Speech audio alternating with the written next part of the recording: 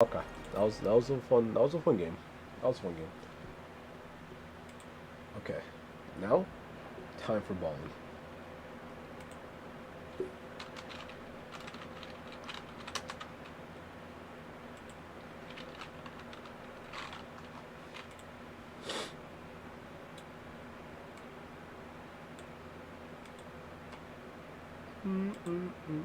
Hey Flash, can you change the title for me?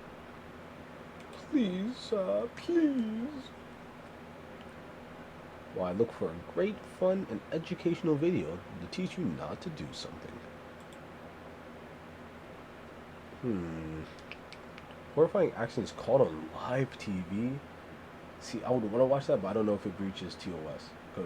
Oh my goodness. Oh yeah, I remember this one. Um, three stories. Which one should we do? They all look so compelling. This family never saw it coming. Let's use this one. I like this. Today's story. Mr. Ball. Can I call you Ballin? Cause not like BALLEN, more like damn, BALLIN. How did I spell ballin wrong 2 times? Back to back. See, this, I never learned. I never learned. I still want to know, does Mr. Ballin play basketball? I've been thinking about that more than more than I should have. Here, let me check something. Type. Click clack. I'll be watching my is he hooping or balling? Spooky arc begins. W. Once again with the W title. Never ceases to amaze me. You've been going over some fire titles, I'm not gonna lie. Because I'd really be sitting here for like almost an hour trying to think about a title. And I never get to one. Alright. Everyone ready? Here. I'm not gonna turn off my light, but what I will do is I will turn it to a weird color. Then I'm gonna dim it. I'm gonna dim it as far as I can. Actually, let me see what it looks like with the other color. Oops, I can turn it off. Yeah, that ain't bad. That ain't bad. W titles, not gonna lie. Yeah, you've been coming through with the W titles. I already know the ritual. We gotta put the hat back. Put the hat like back. It's a ballin' tradition. Come on. I know you all have your hats on. Go ahead and flip them around. Yes, you. I see you in the back. You're not sick. Put that hat on. Flip it around. Covers one of the strangest and most hotly debated mysteries on the internet. But before we get into today's story, if you're a fan of the strange, dark, and mysterious delivered in story format, you come to the right place because that's all we do, and we upload 3 or 4 times every week. So if that's of interest to you, please offer to help the like button pack up all their things so they can move, but only use old and weak tape so the bottom of the moving boxes fall out as soon as anyone tries to lift them. Also, please subscribe to our There's no way he's able to say these things just straight face. He has to break at least once. There's no way.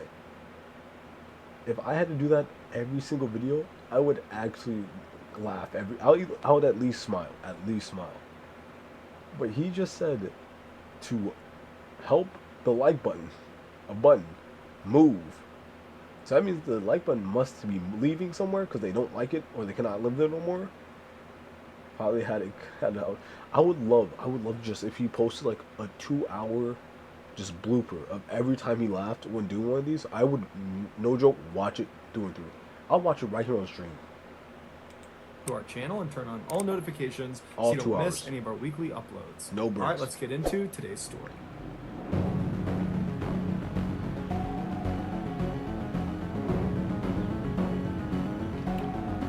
I just thought about this. You know what would be really fun to do on stream?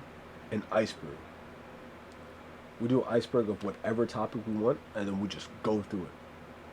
That would be a fun iceberg.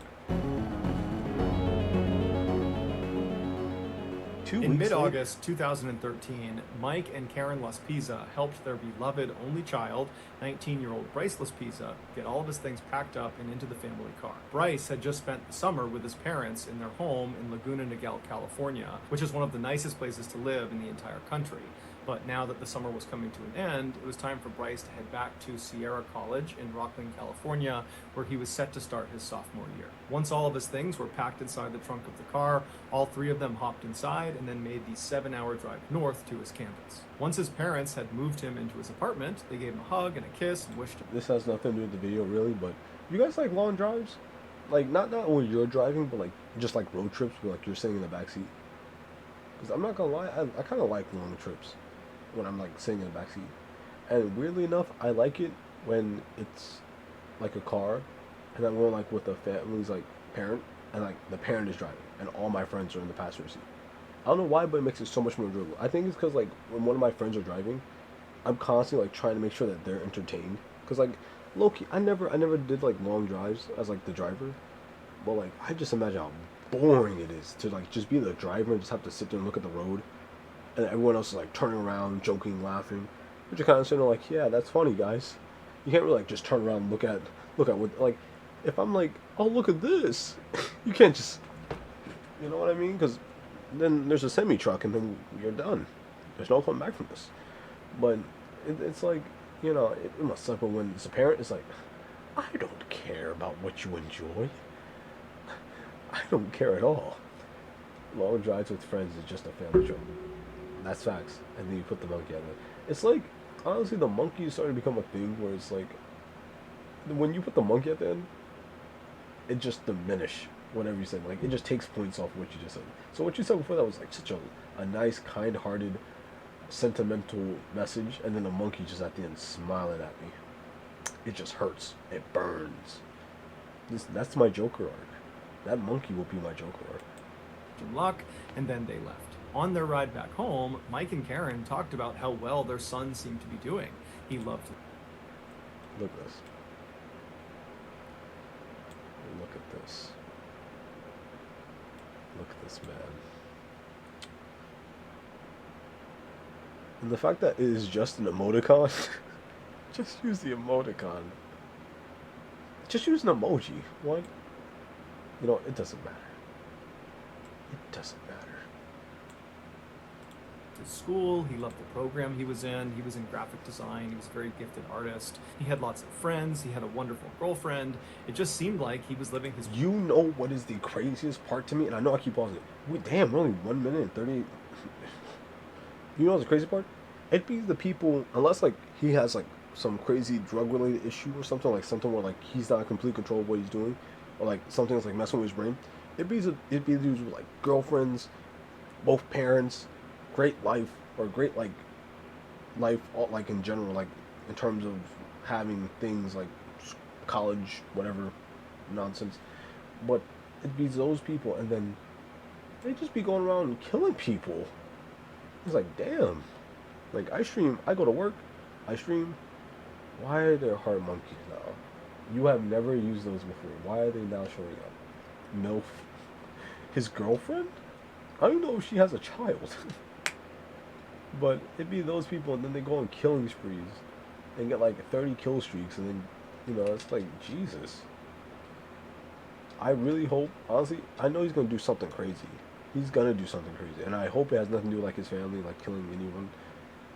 She will.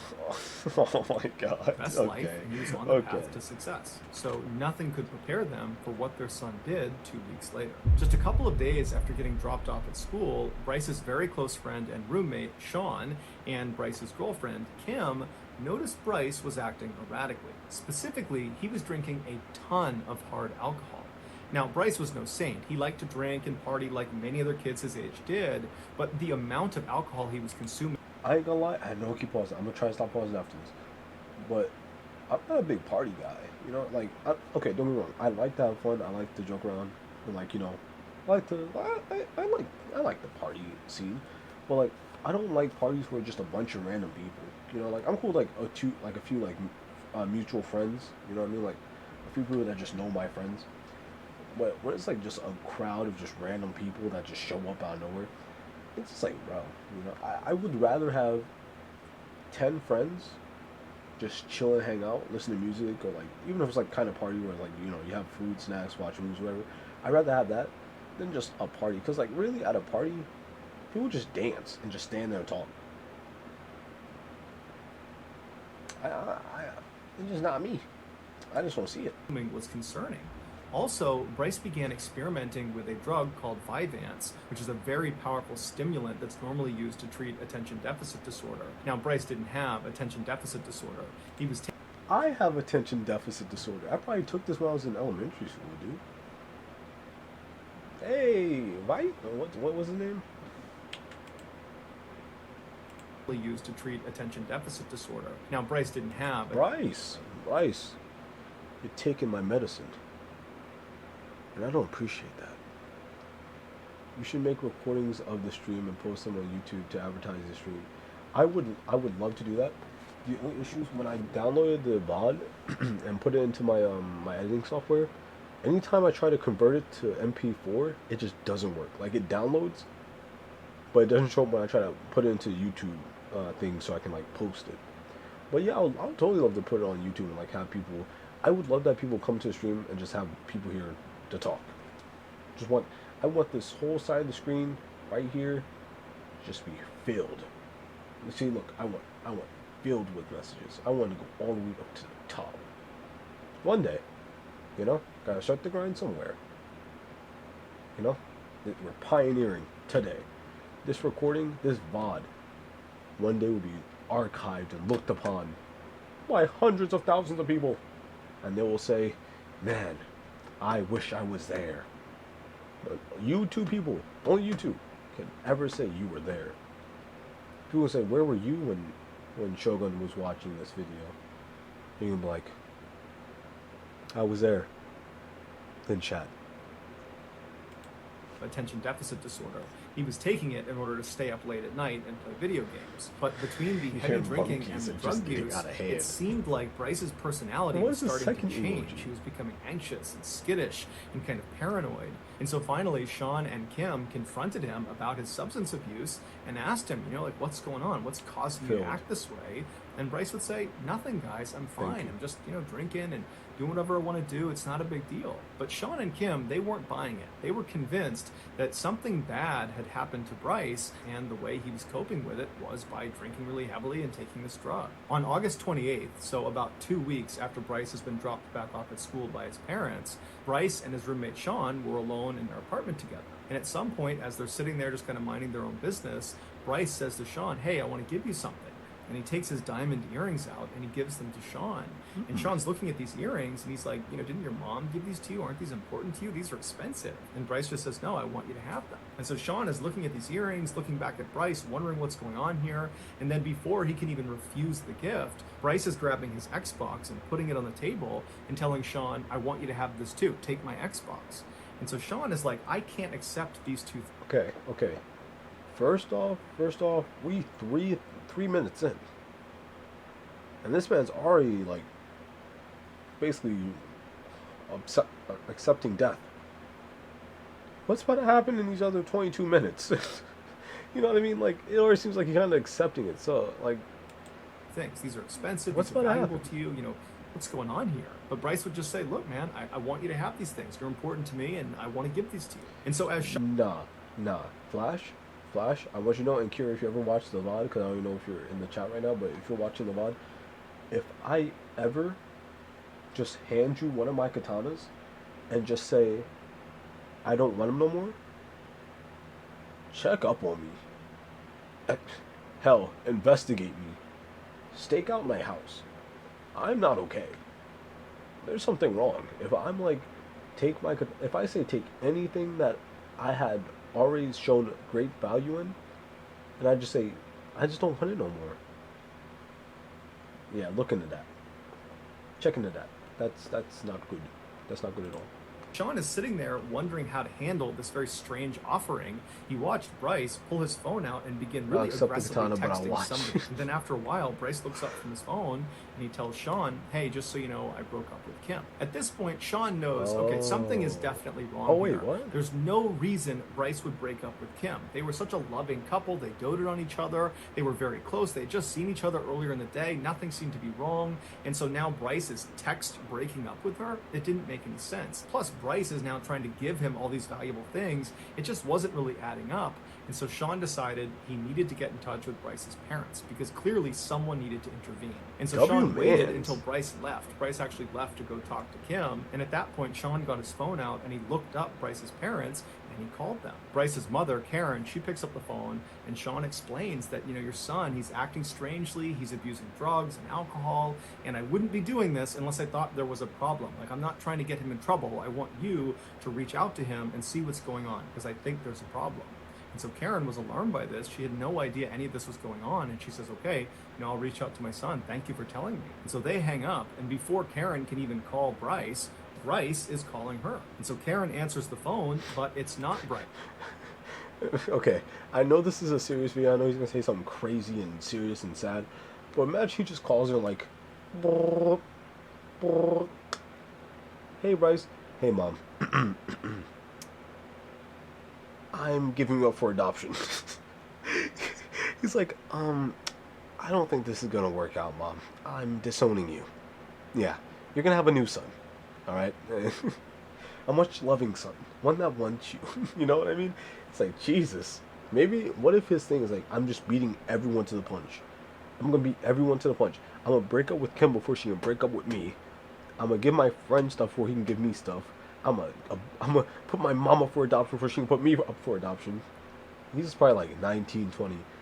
But really, is it ever too late to put a child up for adoption? I don't think so. It's Kim, his now ex-girlfriend, and she says to Karen, hey, I'm sorry to just call you like this, but your son, he just showed up at my apartment and he's acting so strangely that I actually took his keys. I don't want him to drive. There's something wrong with him. It's hard to describe, but he just seems totally off. And so now Karen's really concerned because just seconds ago, Sean has told her basically the same thing. And so Karen asks Kim, would you please put my son on the phone? Bryce picks up the phone and he says, hey, Mom, and he sounds totally normal. And she asks him, what's going on? I keep hearing that you're acting strangely and, what are you doing over at Kim's apartment? What's going on here? And Bryce would tell his mom that, look, Mom, I just broke up with Kim. It's a very messy breakup. That's why she's calling you. She's upset. And, that's why I'm over here. We're talking about it. And look, at this point, I just really want to go home. I want to go back to my apartment, but she has my keys. Can you please tell her to give me my car keys back so I can leave? But Karen wasn't really buying it. She knew her son really well, and it just seemed totally... Pull up like, Mom, this isn't working. I think I'll be looking for a new mom. Sorry, but I found another mom. Yo, that is so funny, bro. That is so stupid. Okay, I have a theory. What if, right? What if he actually broke up with Kim, right? Okay, what if all this, right? He gave his friend that stuff. And he was like, he genuinely just wanted him to have that stuff. Like, he just, for whatever reason, wanted him to have it. No, even better. What if Sean stole it, right? What if Sean stole it and instead of he gave it to him? Because think about it. An Xbox 360 at the time, that was like owning a PC. That was comparable to owning a PC. That was like that kind of big. And then diamond earrings. I mean, he didn't give you your money too. He didn't give you his wallet. Like, I don't get it. And then Kim, he broke up with Kim, right? He didn't give Kim nothing. What if he was robbed because Sean wanted to be with Kim, so he robbed him, right? And then he broke up with Kim, and then Kim got like, she was one of those like mad sad people where like they get mad when they're sad. So she got mad, right? She's like, no, you're not going nowhere until we talk about this. And then she took his keys, right? And what if this is just a plan to make sure that he can't tell his mom. So Sean set it up so he called first while he was at Kim's house, and then told her that he was acting weird. So then Kim followed up and called his mom, right? And then said that, and then they're gonna like kill him or some shit. Honestly, this is what it's like watching Mr. Ballen videos. You're just waiting for an asshole because I feel like everything's so on the table that I just want something to come out of nowhere. I feel like someone's gonna because like everything seems so obvious. Like isn't like oh he was doing drugs and then he basically made a deal with the devil and then blah blah. I'm waiting for like and then Satan showed up and he was like hey boys, give me a cup of milk and then he started playing jazz and then the jazz bursted his eardrums and then that's what killed him. Honestly, that's what I'm expecting. Strange that two of his very close friends in his inner circle would say the same thing, independent of one another. And so she says, you know what, Bryce, look, I want you to just stay there, and I'm going to fly out there first thing tomorrow morning, and I'm going to just see what's going on out there. And at this, Bryce immediately says, no, Mom, I have a lot to talk to you about, and until I talk to you about it, I don't want you coming out here. And so Karen's like, what do you mean you have a lot to talk to me about? What is it that you have to talk to me about? I don't really understand. But Bryce refused to elaborate over the phone, which Karen thought was very odd because Bryce was remarkably forthcoming with his parents. They had a very open relationship. They were very honest with each other. So for him to not even give a hint at whatever it was that was on his mind that in some way had to do with what was going on here, it just seemed very odd and unnecessarily cryptic. And so Karen gave up trying to get more information out of her son, and instead she put her husband on the phone. And he asked Bryce, hey, what's going on here? Are you okay? Your mom tells me there's some problem. Like, what's going on here? And Bryce again That's the most dad answer possible. It's not like, hey, what's going on? It's like, hey, what's going on? She said there's a problem. What's the problem? It's like they have no time to like try to figure it out on their own. Like, hey, it's always the second. They always get like the second hand source and then go off of that and just, hey, what's the problem? She said, you said there's some, you need to talk to her. What's up? And it's always so fast. It's like, damn, I can't even keep up.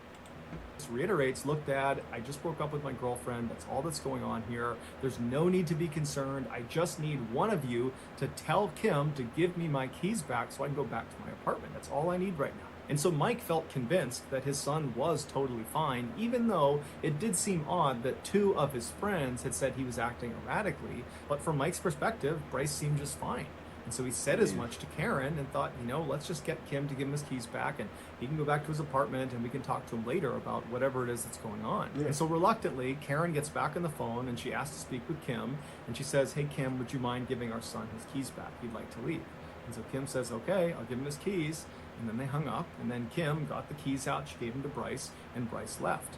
At about 11:30 p.m. that night, Bryce was in his car. He was getting ready to leave when his mom called him back and said, okay, look, I want you to go home, but as soon as you get there, just give me a call so I know you're safe. And Bryce said, no problem, I'll give you a call. Okay. About an hour and a half later at 1 a.m., Bryce called his mom back to let her know that he was home safe at his apartment, and Karen and Mike are totally relieved, and they tell their son, okay, we'll talk to you tomorrow morning. 10 hours later, at 11 a.m. on August 29th, Karen received an automated phone call from her car insurance company letting her know that roadside assistance had been used on their 2003 Toyota Highlander car.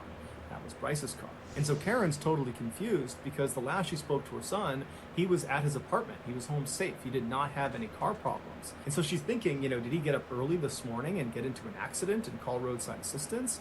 Or maybe last night he got... This is going to be the most out of nowhere story, but I'm going to still tell it, okay? So, I was going to work, right? So, my mom drives me to work, right? I don't have a car of my own. My mom drives me and my sister to work. My sister works at daycare. So, we dropped off my sister first. We're sitting in this parking lot, like in front of daycare, and all we hear is just loud, boom, right? Now, mind you, it's early in the morning, right? I'm sitting there like, groggy. And my mom's like, she looks over, she's like, oh, and then she gets out the car and she starts walking. I'm like, okay, I assume that it happened in the parking lot, right? I look over my shoulder. A car hit a tree, like in the main road, not in the parking lot. And my mom's a nurse, so she's going out to help, right? And I'm kind of like, oh, my mom's, I'll get out the car to help. And then right behind that car crash, cop cars just swarm up. And then just cops got our car with the guns drawn.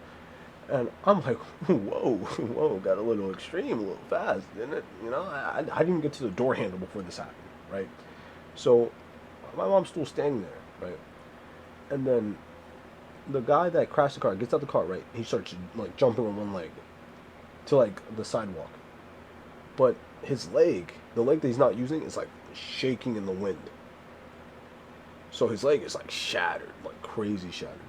So I'm like, ugh. And the cops didn't let him up. They're like, get on the ground, on the ground now.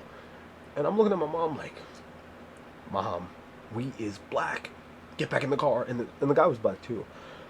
The guy that crashed the car was black. I was like, Mom, get back in the car. Why are you standing out there? You're out here looking like you're an accomplice. Get back in. And eventually she connects the dots back and she gets back in the car. So we're sitting in the car and like the guy's laying on the ground, he's getting like handcuffed and whatnot. And, you know, me and my mom were sitting there talking about it. I was like, bro, what is, like, on my way to work after we dropped him, I was like, what are you doing this early in the morning to have cops chasing you? You know what I mean? Like, what are you doing this early to have, because, like, it's damn near, like, I go to work at, like, 9:30 in the morning. We as colored don't play with the man in the uniforms, facts. It's, because I was like, what do people be doing, like, because it was probably, like, maybe 9, like, around 9, maybe 9:10. It's like, it's so early. What crimes are you committing this early? And how are you getting caught? You must be doing some real out-of-pocket shit for a cop to find you that early in the morning. You know, like, because it can't be like you did some, like, you know, light petty larceny. It's not like you did some vandalism. You had to be, like, trying to rob a bank in broad daylight for, like, the amount of cop cars out behind. This man had about, I'll say 3 stars. And 3 stars. I'm talking about 3 cop cars. And somehow every single cop in that car was white. And bald. I don't know why they were all bald. Like, it was like stubble bald. It was like pure bald. Like shining bald. I'm like, damn. You know? Disco bald shoot. So, you know, that happens. I've been thinking about it. I was like, man. Imagine waking that early just to do some like, crimes. That's an efficient... That's an efficient... whatever you did. Burglary.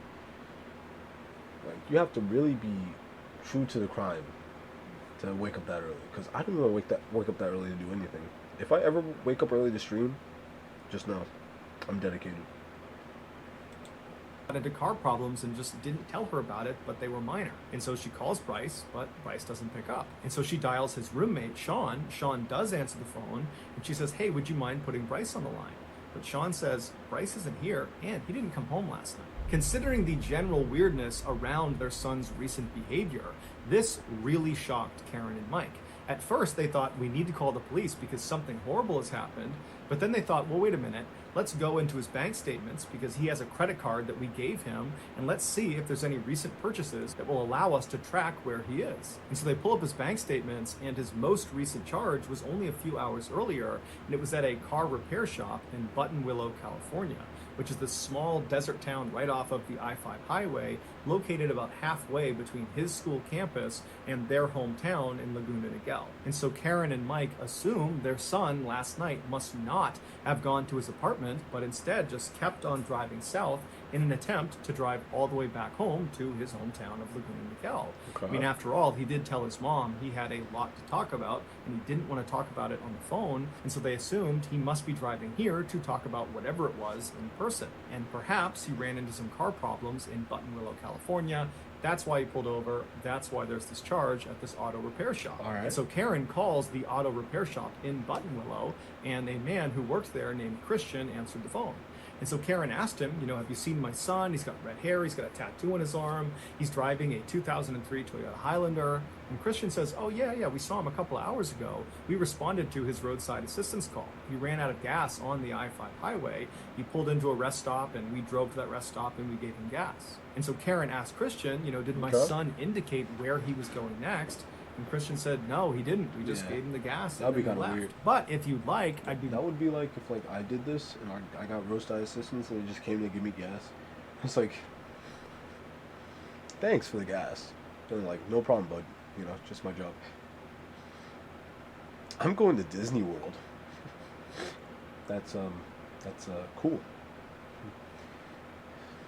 In Florida. I would assume so. Orlando, Florida. Okay, that's nice. Like, I don't know what kind of small talk they would have, but I assume it wasn't like because I would never tell a random person where I'm going unless it was like some big thing. Like unless it was like I'm going to like the airport, you know, like somewhere where it's like I'm gonna be like, so like, oh yeah, I'm heading to the airport and like, you know, I gotta get my flight, you know what I mean? But like that's only if like the conversation comes up. I can be like, yeah, I'm going home at exactly this address tonight. I leave my doors unlocked, you know. It's just kind of a weird thing to kind of expect. I mean, I guess you would kind of look for any clues, so I'm not gonna knock her too much, but I feel like no one would really do that. More than happy to just drive over to the rest stop. It's only about 15 minutes away, and see if he's still there. It's unlikely because it's been a couple of hours, but you know, maybe. And Karen and Mike are like, oh my gosh, thank you so much. Would you do that? That would be great. And so Christian hops in his car and he drives the 15 minutes over to this rest stop, and he's not really expecting to see Bryce in this parking lot. It's been almost 3 hours. But he pulls into the lot, and there is the 2003 Toyota Highlander with Bryce. I'm heading to the doctors to see how many vaccines I can take before I catch the disease. Now that you say it, because you know, like vaccines have like a little piece of the virus. Oh my god, he followed me with a goddamn monkey. I'm gonna ban the monkey. I wish I can. I'm gonna make a, when I reach affiliate, I'm gonna make an emoji with an X through that monkey, specifically for this moment. And I'm going to watch this VOD back when I do, and I'm going to watch and revel in the fact that I can now confidently put an X to a monkey. He's sitting inside of it. He's just sitting behind the wheel, staring out into nothingness. And so Christian walks up to the driver's side and he looks down to get Bryce's attention, and Bryce kind of snaps out of it and looks up, and he's surprised to see Christian again. He rolls the window down, and Christian says to him, hey, I just talked to your parents. They're really concerned about you. You've got to talk to them. And so Christian actually pulls out his... I'm not going to lie. Okay, I'm not going to lie. I'm going to be completely serious with you guys. If I was Bryson, or Bryce, or whatever his name was, Bryce, right? If I was him and I was like completely fine, right? If I was like genuinely completely fine, and like I was just like, you know, I'd rather talk about when I'm there and not like go over the phone. And like I'm sitting there like, you know, let's say like he took a nap or something, right? Because you probably been on the road for like the whole night. Let's say he took a nap and then like he woke up like recently. He's like, oh, okay, and like sitting there thinking, you know, waking up, and all of a sudden just like, oh, hey, I just talked to your parents. They're very worried about you. I would low-key be upset. It's like, god damn. How many people do you have the numbers for? Like, Jesus. You calling the repairman? And he came? That repairman deserves 5 stars. If he didn't get 5 stars, he is underrated. He not only took the trip to go there, but then he also, like, sent a message. That man's a goat. Phone, and he calls Karen and says, hey, he is still here he is, and he hands the phone to Bryce. And as soon as Bryce puts the phone to his ear and he says hello, Karen's like, what are you doing just sitting in this rest stop in the middle of Buttonwillow, California? We're so worried about you. And Bryce didn't really have an answer. He just kept telling his mom, I'm not doing anything, I'm just sitting here. And so finally his mom stops trying to get information from him and just says, look, please just fill your car up with gas and come straight home, please. And Bryce says, okay, yeah, that's what I'll do. I'll do that right now. And so Bryce hands the phone back to Christian. Christian pulls it up to his ear and he says, hey, Karen, it looks like he's leaving now, so I'm going to take off. Karen thanks him and they hang up. Christian goes back into his car, he leaves the lot, and as he's driving, he looks over at Bryce, and it didn't really look like Bryce was getting ready to leave. It looked like he had just gone back to sitting and blankly staring out of his car. But Christian figured, you know what, he just talked to his mom, he said he was going to go home, I'm sure that's what he's going to do. The drive from Buttonwillow, California, south to Laguna Niguel, California, where Bryce's parents were, was about a 3-hour trip. And so the Los Pisos were expecting their son to arrive around 3 p.m. By 3:30 p.m., when he still hadn't shown up and he still hadn't called, Karen began calling her son, but he wasn't answering the phone. And as much as Karen and Mike wanted to believe their son had just gotten stuck in traffic or something like that, they knew deep down something was wrong. Something was off about his behavior. They just didn't understand what it was. For the next several hours, they continuously tried calling their son, and he never answered the phone. And so finally, by 6 p.m. that night, when he still hadn't shown up and they still couldn't get in touch with him, they called the police and they filed an official missing person report. The police began their search by contacting Bryce's cell phone provider, AT&T, and they asked them to use their cell phone towers to... AT&T. That was hilarious. I didn't know this was a comedy show. AT&T. Oh, what? What was that? Yes, I am a T-Mobile user myself. Just wait till Tuesday. Oh, that free taco will be delicious. The all might laugh. Hey there, Jimbo. Ping Bryce's cell phone, basically triangulate where his phone is located. And once they did that and they had the actual location of his phone, the police and Bryce's parents were shocked at where it was. It was still in Buttonwillow, California. It was located just a couple of miles down the road from that rest stop where Christian had last seen Bryce. It was now in this parking lot of this hotel. And so the police around Buttonwillow were alerted to the fact that Bryce was a missing person and his phone was apparently in this parking lot. And so police were sent over there to see if Bryce was there too. And so the police arrive in this hotel parking lot, and sure enough, right in the middle is the 2003 Toyota Highlander with Bryce sitting behind the wheel, just sitting there staring out the front. And so an officer walks up. Okay. This is the third time you mentioned it, so now I have to do it. I've been debating it, but now since it's been the third time, I have to at least do this. So I want you guys to imagine that I am Bryce in this situation, and you guys are the cops, right? So imagine you guys pull up to the car, right? And he's just sitting there like,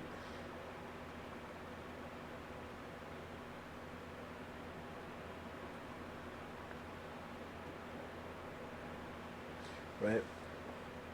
Would you want to mess with a guy that been like that for like maybe a cool 3? No, he said 6, and they respect him at 3.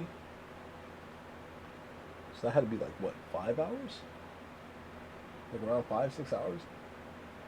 If he was sitting like that for almost 5-6 hours, I don't know if I want to. I don't know. I might be like, I might get one of those microphones like, sir,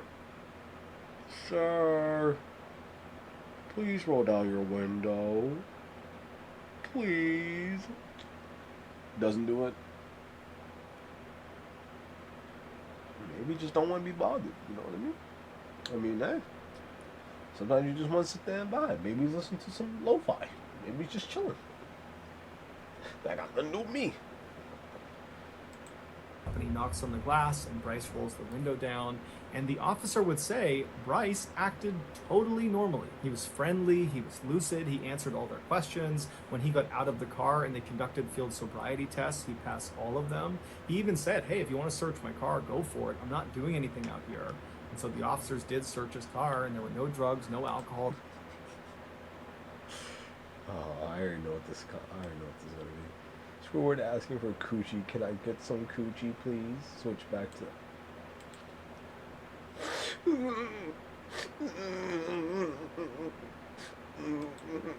I clicked the wrong one.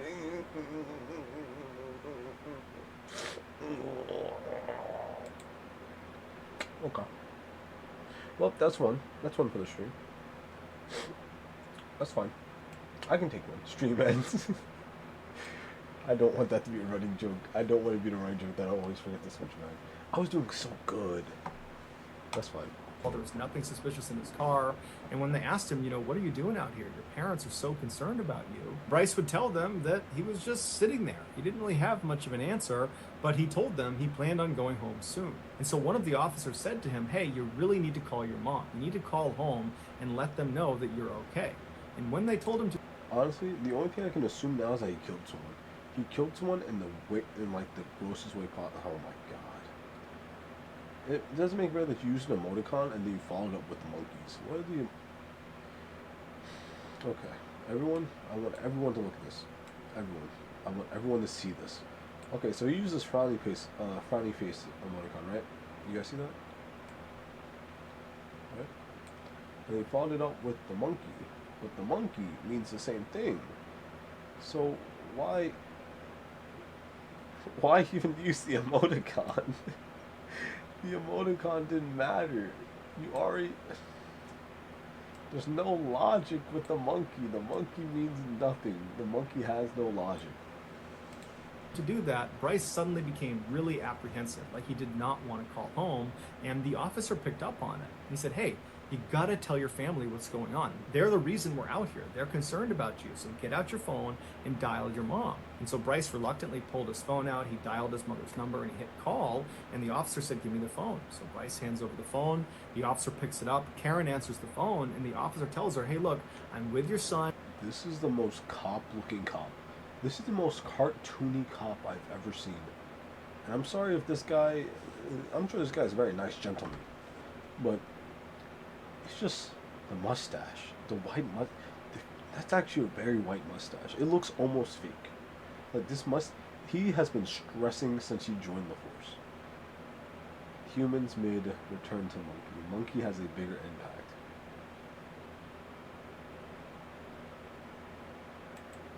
He's just fine. He's sober. There's no drugs. There's no alcohol. I don't really know what he's doing, but he says he's going to go home pretty soon. But there's nothing wrong about the situation that I can tell. You need to talk to your son and figure out what's going on. And so he hands the phone over to Bryce. Bryce picks it up, and Karen says to him, what's going on? Why are you still in Button Willow? It's been like 9 hours. And Bryce really didn't give her an answer to any of her questions. He just kind of deflected all of them and said he'd be home soon and don't worry about it. I'm just sitting here. There's nothing to worry about.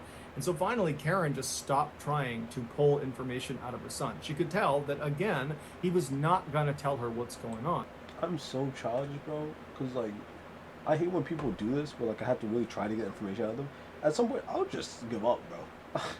I mean, I might be different when it's my own kid, but, like, if I going off of how I am now, after, like, maybe the first hour, I'll just get pissed, and I'm like, bro, screw it. They come back when they come back. I'll see them when I see them. And if they don't come back, I'm like, damn. And every message I send you, I will have a monkey emoji until it hits 100 followers, and then I start again after a month. I think we hit 26. I think we hit 26, right? Or 26? Let me check. Oh, we have 27. We have 27. Look, we're over halfway there to 50. And then by that standard, we're only halfway there to 100. And then I have a peace of mind for a month. For a full 30 days, I have a free trial of peace of mind. So if you guys are watching this, please save me. Please. Do what you have to do, please. I can't take it. And so she changed her tactic, and she told her son very gently, Bryce, please just go get a bite to eat, get a cup of coffee. By the end of the year, we might get to 200. Now that is a very... Wait, it's March, right? We're in March. March, April, May, June, July, August, September, October, November, December, January. We got 10 months. 210 months? Is that the goal? Is that the goal? 200 by the end of the year? That's a fire goal. I'm down to make that my goal. If we can pull it off, that's actually be pretty clutch. If we pull it off, that would be dope. You know what? 200 by the end of the year. That's the goal. Honestly, my goal was just to hit affiliate before the end of the year, but 200 is the new goal. Affiliate is just a stepping stone to that 200 goal. Kind of get yourself together here, and then please just drive home. It's only a few hours away. Drive home, and we can talk about whatever problems you have, but you just gotta drive home. You gotta leave Button Willow. You gotta come home. And at this, Bryce says to his mom, you know what? Okay, I'm sorry. I'll be home in a few hours. And so they hang up, and the officer, who was kind of eavesdropping... At this point, bro, I would just be like, how much... Like, hello, officer? How much would I have to pay you to just put him in the back of the car and bring him home? I don't really care about the car. 1,000? A band? You got Cash App?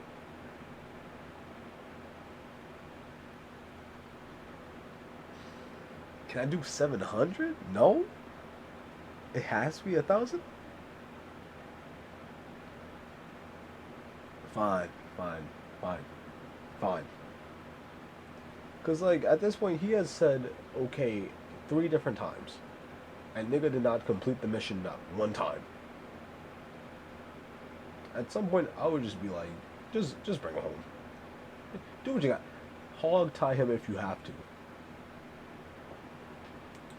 Intentionally on this conversation to make sure everything was fine. The officer was satisfied that everything was fine, that Bryce was sober, that he would head home. And so he says, okay, Bryce, best of luck, head home to your parents. And the officer left. An hour later, Karen received a call from Christian, the car repairman who had checked on Bryce earlier.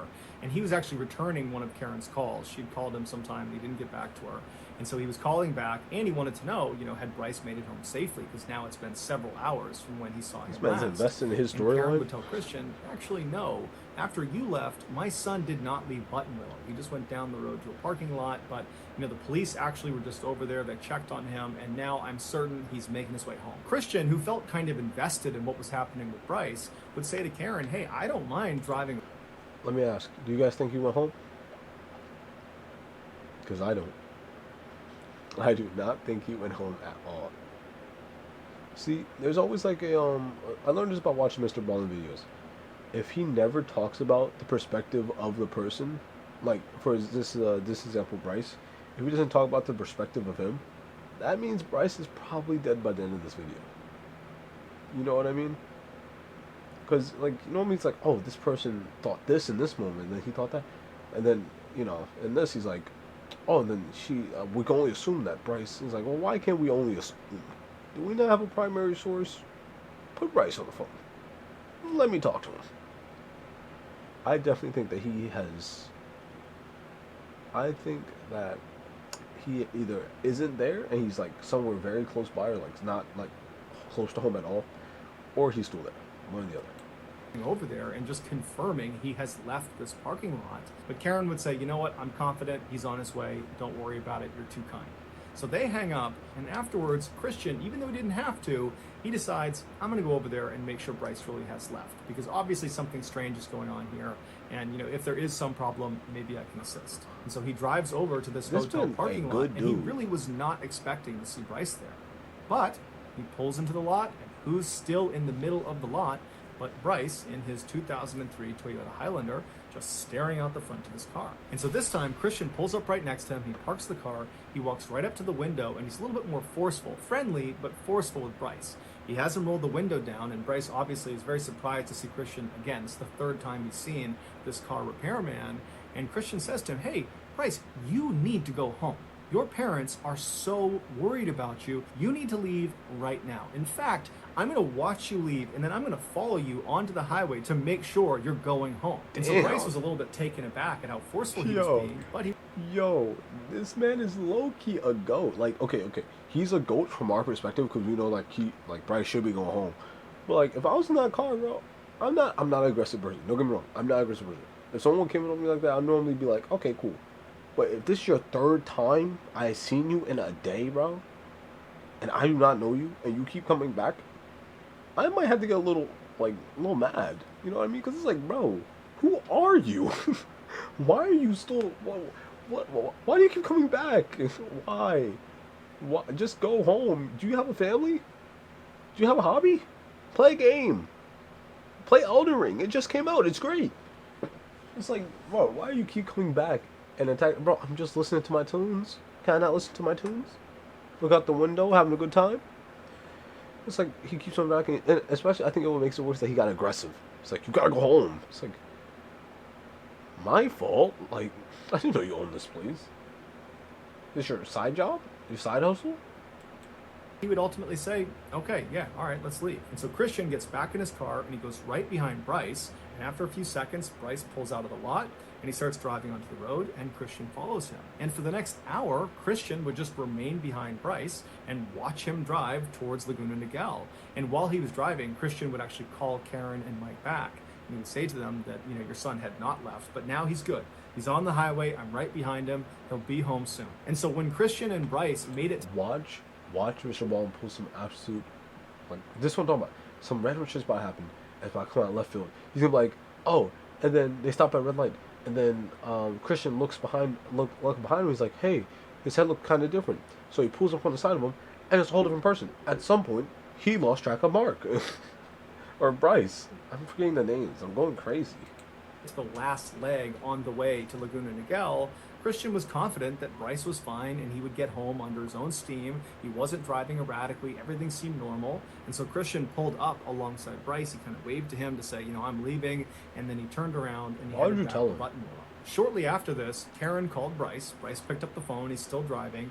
And Karen tells him, okay, you're going to give me landmarks of the things you're seeing as you're driving so that I know you're actually driving home. But Bryce refused to give them to her. He would say, I can't see anything out my window. It's too dark and I don't know where anything is. And so despite Karen and Mike getting so frustrated with him, saying, come on, tell us something, give us a sign, a road sign, anything, tell us anything around you, Bryce didn't give them any information. And so finally... I'm so childish, bro. I would have been like, I spy my little eye something green.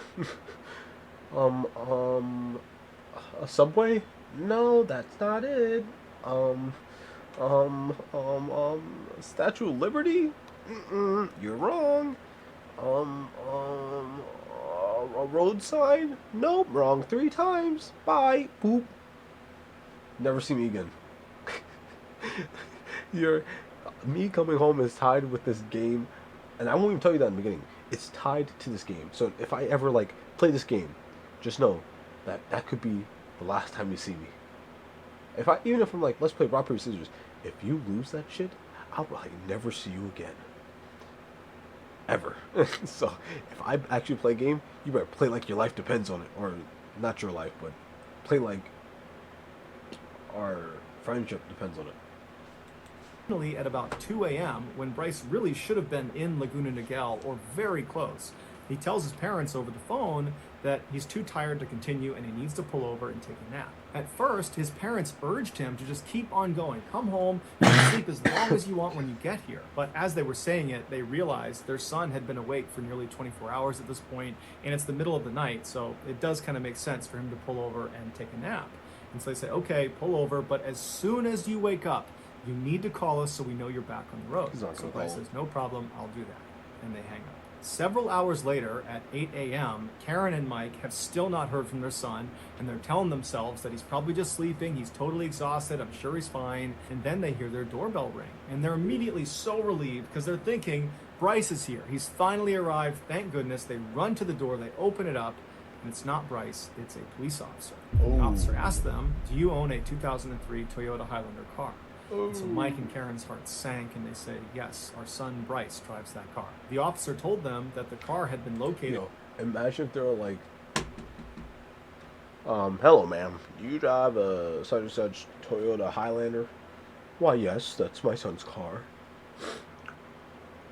Your son? Because we found a man sitting in the car just looking out the window. That shit was scary. I didn't even want to go up to it. I just found who owned the car, because I thought he stole it, so I just came here. That man is looking really hard. In the middle of the night, he can't see shit. I would be like... A lot of people are weird today. A lot of people have been weird the last few days.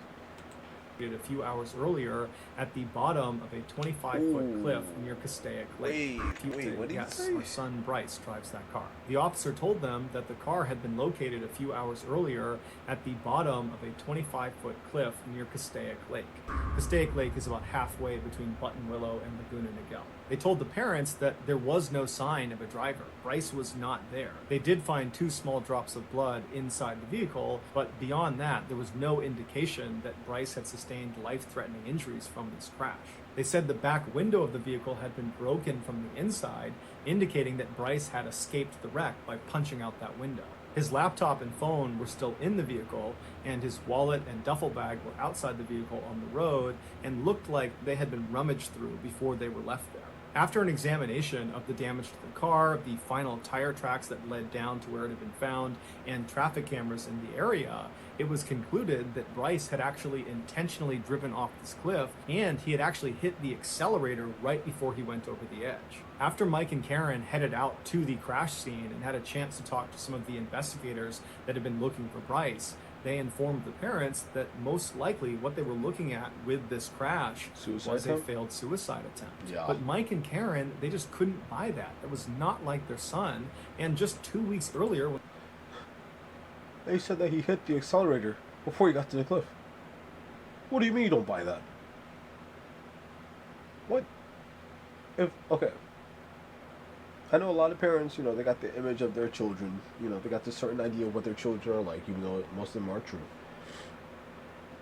If a cop was like, yeah, your son, he attempted suicide. I'm like, well, how do you know? He's like, well, I mean, from the recordings, he hits the accelerator right before he gets to the cliff.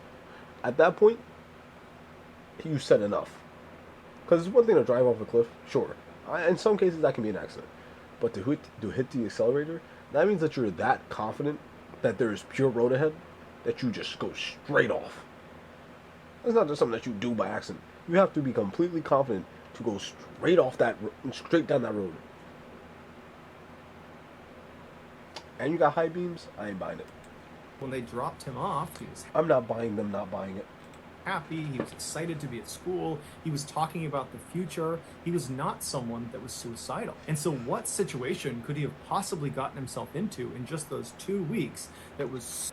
I ain't gonna lie, okay, I'm sorry for keep pausing it, but I hate playing scary games at night because now I keep looking at Streamlabs and I keep looking at the door behind me and I keep waiting to look behind me and my door's open, there's some shit in there. Just saying that shit out loud just gave me chills.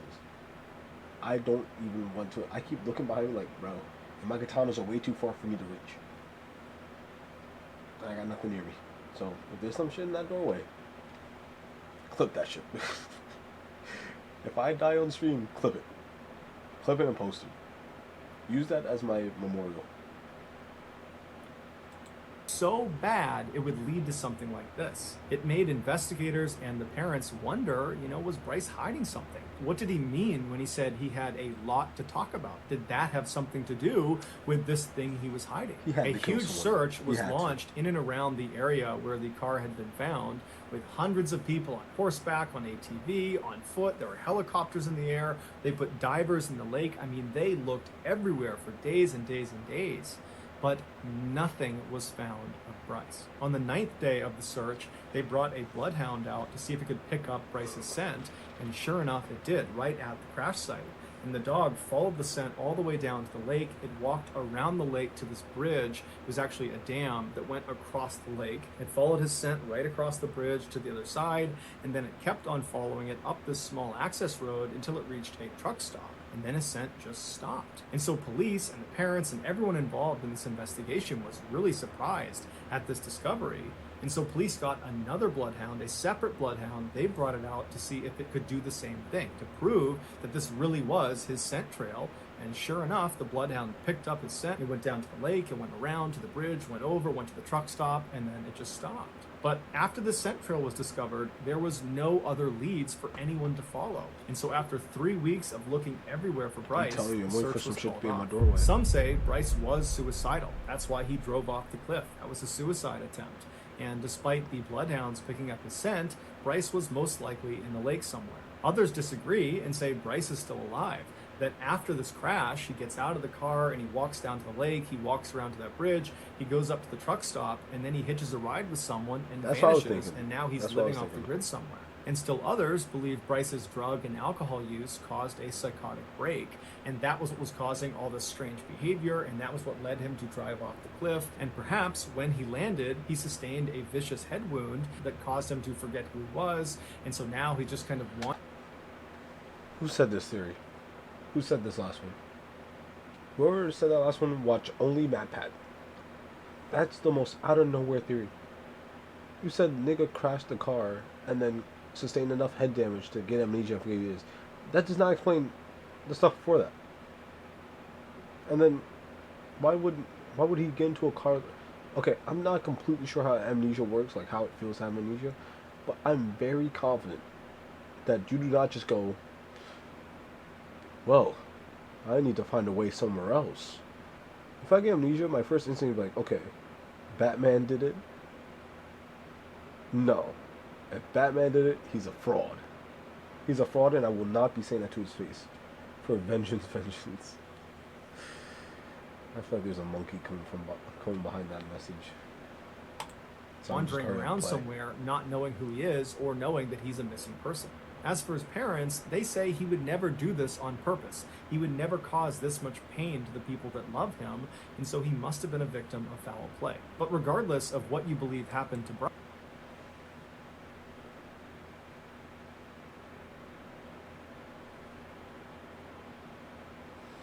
what did I say? something happened to him, and it's probably connected to whatever it was he said he needed to talk to his mom about. That thing that he couldn't discuss on the phone that potentially he was trying to drive home to talk to his mom and dad in person about. But unless we find Bryce... I did. I knew it was coming. Didn't make it any easier. Missing from Castic, California. Bryce Las Persa. 5'11". Hey, we're the same height. Don't act surprised. What? We're the same height, 160 limbs. He's like 10 pounds heavier. Red hair, blue eyes, tattoo on left shoulder. Last seen August 30th, 2013. I was gonna say something fucked. What if someone called this number, right? Because I'm assuming this is the parents' number. What if someone called it and it was like, I found him. And then they're like, he's in D's. D's where? D's nuts.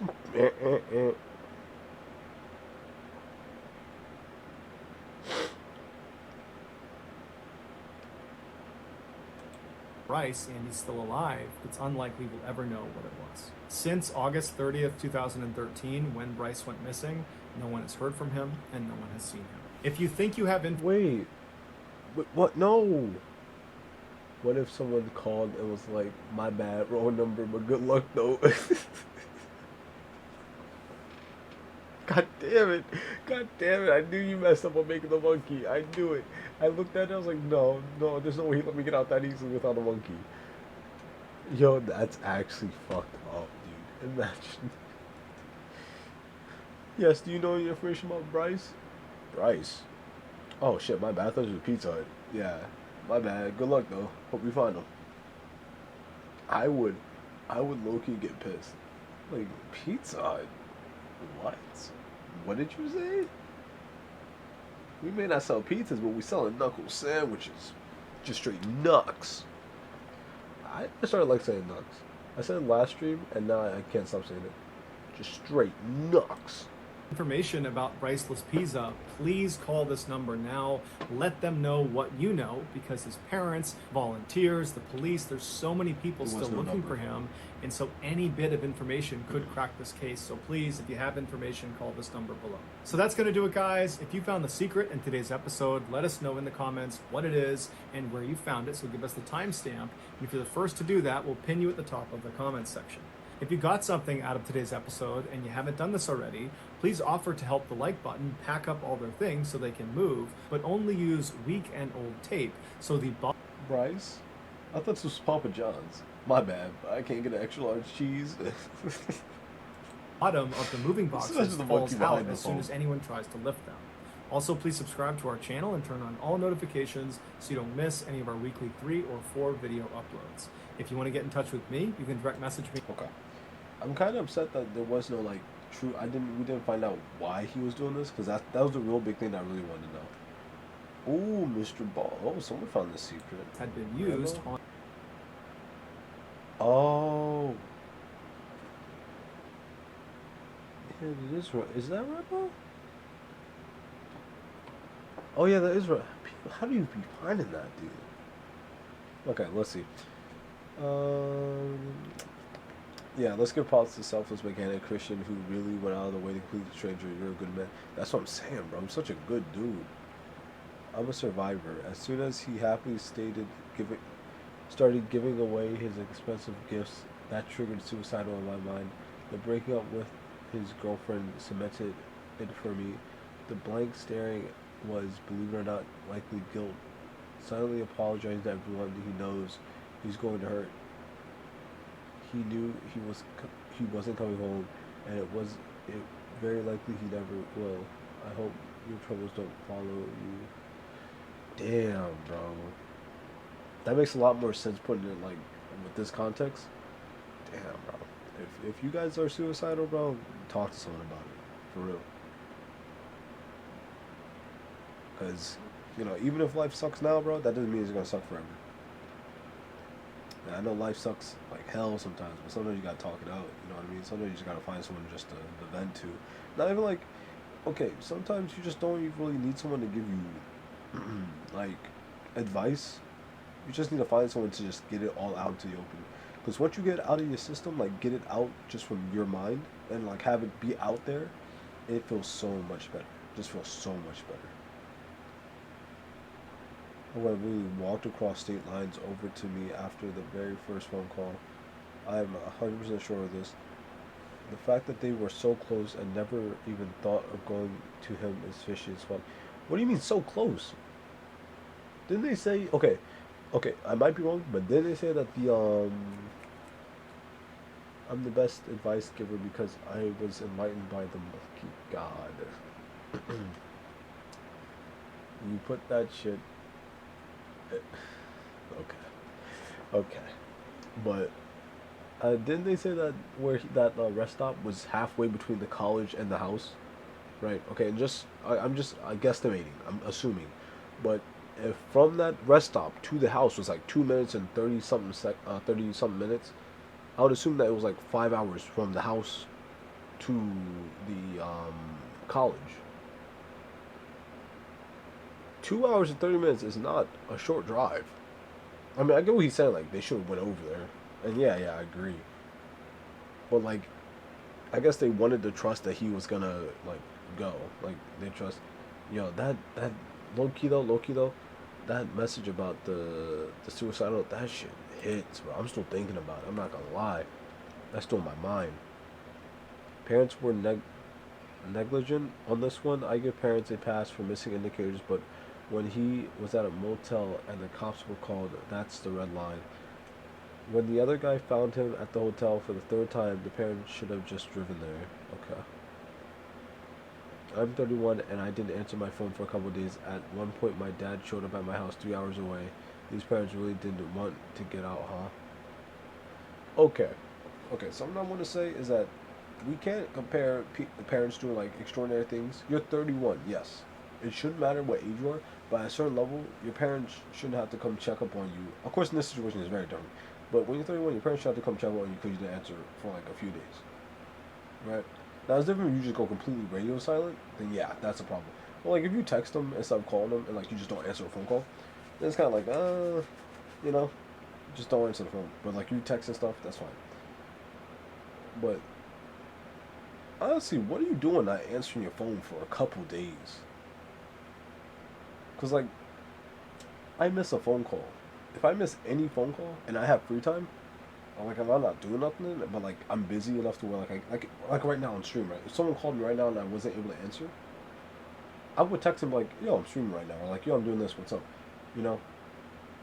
Because if you text, at least just, like, okay, I understand that you're there.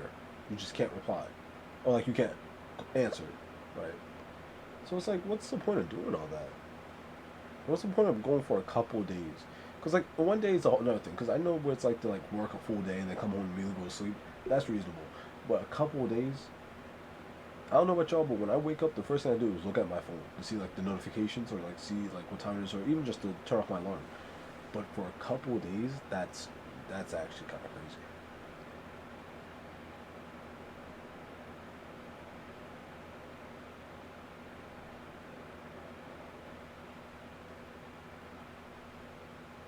I feel like a lot of people just say the same thing.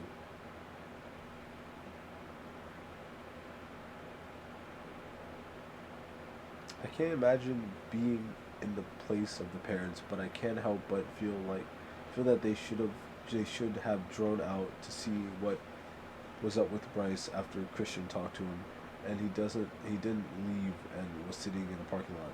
That's so mysterious. Yeah, honestly, I'm so intrigued about why he. Well, of course, like if he was suicidal, because like if he was truly suicidal, and that was what going on.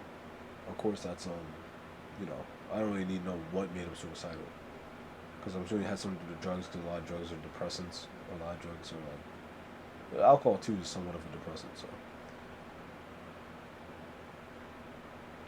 everyone's just saying the same shit, bro. We get it. You guys would drive out there. Great job. Like, you want a fucking cookie? Like, why is everyone saying it? Clueless or lazy parents. Okay, that's a little. Honestly, that's a little ignorant to say clueless or lazy. Sure, you can say that they had no idea that they were going to do this, because most parents don't. Most parents don't assume their child is going to commit suicide. That's most of the time that's a surprise to parents. You know what I mean? And some parents do catch it. And, kudos to them. Lazy is just disrespectful. Lazy is just a disrespectful thing to say. You know what I mean? Because it's like, bro, we don't know what's fully going on. Because as a parent, I can understand the aspect of being like, you want to give them their space. You want to give them their freedom to do what they want to. And yeah, after a while, it's like, yeah, they should have drove out there after like the third time. But think about it. First time, he said he didn't go. So after that, he was like, okay, I'll go. Right? And then even Christian said that he was leaving the parking lot. Or like, he said he left the parking lot or whatever. So they basically had confirmation that he was leaving. Right? Second time. It wasn't the second time the cops? I think the second time was the cops. He was like, okay, I'll go. And like, of course, since it was the cops, they assumed that he was going to go. Right? Third time, it was Christian again. And this time, Christian went with him. He went with him. So Christian even confirmed that he was on the highway and that he was almost an hour away from his house. At that point, if you would have drove to meet him halfway, if there was really nothing wrong, right? If, like, let's say for whatever reason there was nothing wrong, he was just like bullshitting, whatever, then they're doing all that for nothing. Especially when they have confirmation that he's on the way, like he's actively there, like he's actively en route. You know what I mean? So to say that they're lazy is like just like, if every time that they send someone and he just never moved from that one spot, yeah. And wasn't her first reaction like she's gonna fly out there, but he wasn't acting like weird, or he wasn't acting like unusual?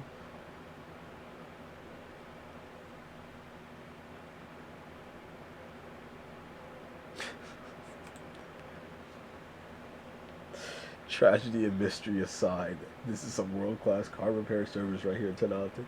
It's just the tragedy and mystery aside.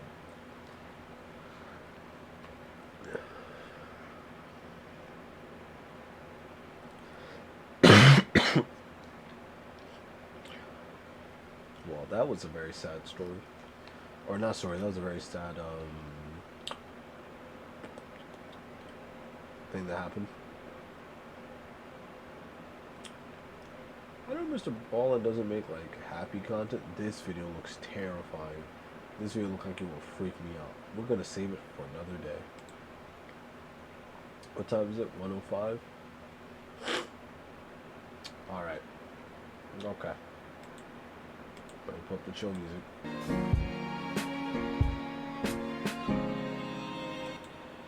Alright. We didn't play Into the Gungeon. I'm surprised we didn't play no Into the Gungeon. We did play some Split Gate. That was a fun game. We tried to play Dark Deception. We gotta figure out what's going on with that. We definitely gotta figure out what's going on with that. I put too much of my personal investment by getting scared. I told a few stories while we were live. We only been live for like 2 hours, roughly 2 hours. We'll play it next time when you don't work. We don't work. Well, I get off at 5 tomorrow, so I can definitely stream tomorrow. I probably definitely will stream tomorrow at 6. But yeah. So I'm probably gonna go to bed, honestly, because I gotta go to work at 9:30. So. But yeah, it was a good stream. It was a good surprise stream. This was on the shorter end of my normal streams. This is like half the time normally. I normally go for 4 hours, but it's getting late. But yeah, thanks for watching the stream. If you're watching the VOD, go ahead and hit a follow. Turn on that notification. Catch it live. You know, you can see the monkey in the comments live. Yeah, we talk about things, talk about stories. Also follow me on Instagram, any updates, and I post memes on my story. Yeah? Got some incentive. I don't really post on Twitter. Subscribe to YouTube. Oh yeah, the YouTube too. Don't forget about the YouTube. Don't sleep on the YouTube. Do not sleep on the YouTube. Because once I figure out how to get things working, oh my god, you know what? There we go. Once I get YouTube working, once I get like the videos working, I'll definitely be posting on there consistently. So even if you guys missed the live stream, I'll be posting parts from the VOD in very segmented pieces. So from the reactions to the gameplay will all be their own contained video, posting either the day after or right after the stream. I haven't figured that part out yet. But yeah. So thanks to everyone that was in the stream live. Thanks to everyone that's watching the VOD afterwards. I love everyone equally. A little bit. I love the people that watch it live more. Just a tad bit. But you guys are just all equal. And don't forget, we're at 27 followers. That's 23 away from affiliate. And once we get affiliate, we got emotes, we got channel points, we got cool things coming, and that's when we're gonna hit. Once we hit affiliate, that's when we're gonna hit. I'm talking consistent streams. This is not just a empty thing I'm throwing out there. This is a promise. We'll have consistent streams. We'll have better scheduling for the stream, so we know what we're doing in the stream before we get to it. Because we definitely oh well, not we, I definitely load up the stream and kind of just wing it. But don't worry, once we're at 50, we're gonna make sure we get consistent stream. The only reason why I don't really plan out what we do on the stream, because I thought about it, is because it just seems more natural, you know? It just seems more natural to sit here and go, you know, what we play next? Eventually, when you can get ads and stuff, you can start the grind too. Honestly, I wish I could turn off ads. I wish I had the option to not turn on ads, because like, I don't want to give y'all ads. I was watching the Twitch live stream because I like watching Twitch streamers. I like watching other, like, honestly, I like watching smaller Twitch streamers because I like to see other people that are in like a similar position to me. I also like talking to other Twitch streamers. I feel like I can really do that with smaller Twitch streamers. But I was watching this bigger Twitch streamer, and I got hit with like 4 ads 15 times. Like 4 ads within one ad 15 different times over the course of an hour. I could do that to y'all. That would be a crime. Like, you could have it at the start. Honestly, at the start would probably be the best, but I don't want people, like, the first thing they see is an ad. I would have to make that, like, a little bit after either the start or, like, you guys are at least here for a little bit. Like, at least, like, 5 minutes after you could join. You know what I mean? I wish Twitch allowed me to, like, pinpoint when I want the ads. Like, what time frame. Because it doesn't make them, like, every 30 minutes or something. It's better that way because it's, like, you're supporting the creator while also not getting bothered. Oh, yeah, I guess so. But no, a lot of people don't even watch the ads. A lot of people don't even like watching ads. You guys can see the goal over here. We're 26 out of 30. I don't know why these numbers are different, but whatever. This is the new goal. The original goal was it was 20 and before Friday, and today is, well, today, since it's 1/11, today is Saturday. So we reached the goal a week ahead of time. Like, it was supposed to be like the Friday coming up. So now the new goal is 30 before Friday. And if we hit that 40, of course, and we're going to go intervals of 10. And then once we hit 50, I think we're going to go for intervals of 50. So we're going to go for 100, 150, 200, 200, so on and so forth. You know, and then once we hit like 500, we're going to do like double that. So really, we're just, honestly, we're not going to hit that 500 like very soon, but we're going to like have pretty big gaps. So, but yeah, hope everyone have a blessed night, blessed evening, blessed morning, whenever you watch it. Yeah, and tune in for the stream tomorrow at 6:30. Make sure to check in on Instagram, and I'll definitely update when that's gonna be. But yeah, thank you all for watching, you lovely people. And I need to get a stream ending. I don't have a stream ending, but that will happen one day. Goodbye, lovely people of my community.